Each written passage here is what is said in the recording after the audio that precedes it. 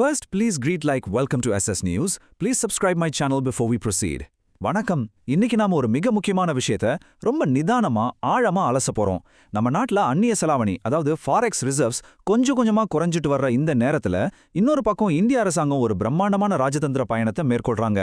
ஒரு பக்கம் மக்கள் கிட்ட சிக்கனமா இருங்கன்னு சொல்றோம், இன்னொரு பக்கம் இவ்ளோ பெரிய சர்வதேச பயணங்கள் நடக்குது.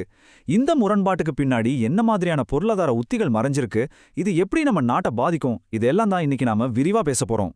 இந்த விஷயத்த ரொம்ப தெளிவா புரிஞ்சுக்க நாம இன்னைக்கு ஒரு 5 முக்கியமான தலைப்புகளுக்கு கீழே விவாதிக்க போறோம்.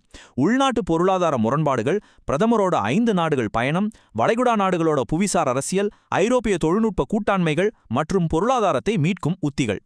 சரி, நாம இப்போ தலைப்புக்குள்ள போகலாம். முதல்ல இந்த உள்நாட்டு பொருளாதார முரண்பாடு, அதாவது டொமஸ்டிக் எகனாமிக் பாரடாக்ஸ் பத்தி கொஞ்சம் பேசலாம். அரசாங்கம் வெளியிடுற செய்திகளுக்கும் யதார்த்தத்துக்கும் இடையில இருக்கிற வித்தியாசத்தை புரிஞ்சுக்கிறது ரொம்ப முக்கியம். இப்போ சமீபத்துல நீங்க நியூஸ்ல ஒரு விஷயத்த கவனிச்சிருக்கலாம். பொதுமக்களாகிய நம்மள என்ன சொல்றாங்க, வெளிநாட்டு பயணங்களை கொஞ்சம் குறைச்சுக்கோங்க, பெட்ரோல் பயன்பாட்டை முடிஞ்ச வரைக்கும் கட்டுப்படுத்துங்க, முக்கியமா அதிகமா தங்கம் வாங்குறது தள்ளி போடுங்க, இப்படி பல அறிவுறுத்தல்கள் வருது. ஏன்னா இதெல்லாம் நம்ம நாட்டோட அந்நிய செலவாணியை ரொம்பவே காலி பண்ணுது. ஆனா சரியா இதே காலகட்டத்துல தான் அரசாங்கத்தோட சார்பா ஒரு மாபெரும் 5 நாடுகள் கொண்ட சர்வதேச ராஜதந்திர பயணம் தொடங்கப்பட்டிருக்கு. ஒரு பக்கம் மக்கள் தியாகம் செய்யணும்னு சொல்லப்படுறப்போ, இன்னொரு பக்கம் அரசாங்கம் மிகப்பெரிய வெளிநாட்டு பயணங்களை மேற்கொள்வது பல பொருளாதார நிபுணர்கள் மத்தியில சில நியாயமான கேள்விகளை எழுப்பியிருக்கு. இதே நேரத்துல இன்னொரு விவாதமும் ரொம்ப தீவிரமா போயிட்டு இருக்கு. அது என்னன்னா, உண்மையான மக்கள் நல திட்டங்களுக்கும் வெறும் வாக்கு வங்கிகளுக்காக கொடுக்கப்படுற இலவச கலாச்சாரத்துக்கும் உள்ள வித்தியாசம்தான். நிபுணர்கள் என்ன சொல்றாங்கன்னா, உண்மையிலே கஷ்டப்படுற மக்களுக்கு கொடுக்கப்படுற பொருளாதார உதவிகள் ரொம்ப அவசியம். ஆனா எந்த ஒரு பொருளாதார அடிப்படையும் இல்லாம கொடுக்கப்படுற இலவசங்கள் தேர்தலுக்கு அப்புறமா பணவீக்கமா, அதாவது இன்ஃப்ளேஷனா உருவெடுத்து மக்கள் தலையில தான் விடியுது.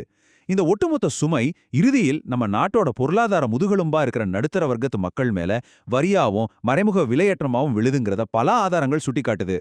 சரி, இப்போ நம்ம அந்நிய செலாவணி இருப்பு இவ்ளோ வேகமா கரையறதுக்கு என்னதான் உண்மையான காரணம்?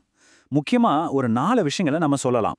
1, சர்வதேச அளவில் நடக்கிற மோதல்களால எல்பிஜி மற்றும் ஆயில் விநியோக சங்கிலிகளில் ஏற்படுற பெரிய பாதிப்புகள். 2வது, நம்ம உள்நாட்டில் நாளுக்கு நாள் அதிகரிச்சுட்டு வர்ற பணவீக்கம் மற்றும் உணவுப் பொருட்களோட விலை உயர்வு. 3வது விஷயம், நம்ம மக்களுக்கு தங்கத்தின் மேல இருக்கிற அதீத ஆர்வம்.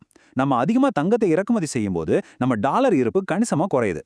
4வது, ரஷ்யா கிட்ட இருந்து நம்ம வாங்குற எண்ணெய்க்கு அமெரிக்கா விதிச்சிருக்க தடைகளால நமக்கு ஏற்படுற அழுத்தங்கள். இந்த காரணங்கள் தான் நம்ம பொருளாதாரத்தை ரொம்பவே சோதிச்சுட்டு இருக்கு. இந்த மாதிரியான ஒரு கடுமையான நெருக்கடியான நேரத்துல தான் பிரதமரோட இந்த 5 நாடுகள் பயணம் நடக்குது. இதுக்கு பின்னாடி இருக்கிற மாஸ்டர் பிளான் என்னங்கிறத இப்போ நம்ம பார்ப்போம். இந்த பயணத்துக்காக தேர்ந்தெடுக்கப்பட்ட நாடுகளை கவனிச்சிங்கன்னா ஒரு விஷயம் நல்லா புரியும். UAE, Netherlands, Sweden, Norway, Italy. இந்த ஒவ்வொரு நாடும் ஒரு குறிப்பிட்ட பொருளாதார இலக்கு கொண்டிருக்கு.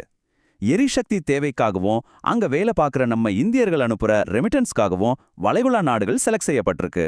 அதே மாதிரி எதிர்கால தொழில்நுட்பம், செமிகண்டக்டர் துறை மற்றும் பாதுகாப்பு உபகரணங்கள் விற்பனைக்காக ஐரோப்பிய நாடுகள் ரொம்ப கவனமா தேர்ந்தெடுக்கப்பட்டிருக்கு. இது ஒவ்வொன்றும் நம்ம உள்நாட்டு பிரச்சனைகளுக்கு தீர்வு காணும் வகையில தான் திட்டமிடப்பட்டிருக்கு.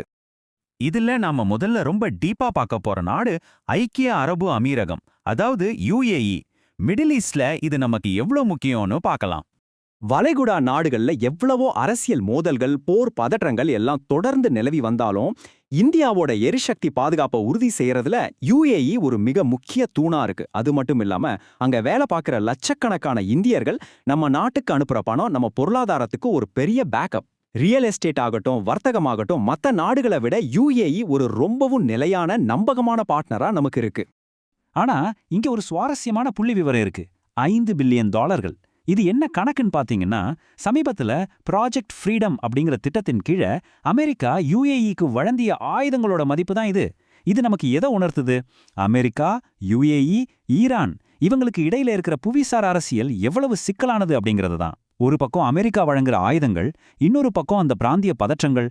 இந்த சிக்கலான வலைக்குள்ள இந்தியா ரொம்ப கவனமா தன்னோட வர்த்தகத்தை பாதுகாத்துக்க வேண்டிய கட்டாயத்துல இருக்கு.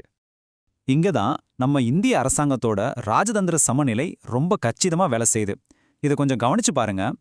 பிரதமரோட UAE பயணத்துக்கு சற்று முன்பு நம்ம தலைநகர் டெல்லியில ஈரானிய வெளியுறவு அமைச்சரை பிரதமர் சந்திக்க திட்டமிட்டிருக்காரு. ஏன் இந்த மீட்டிங்?